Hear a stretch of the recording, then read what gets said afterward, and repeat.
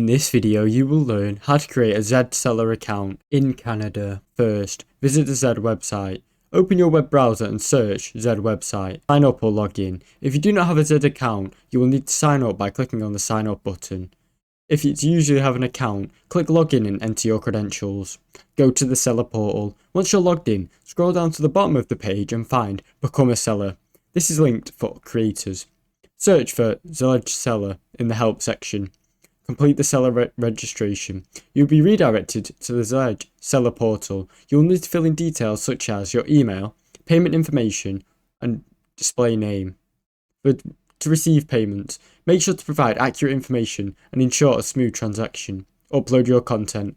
After registering, you can start uploading your content, such as wallpapers and ringtones, to sell on Zedge. Make sure to upload the Meet Zedge content guide. Wait for approval.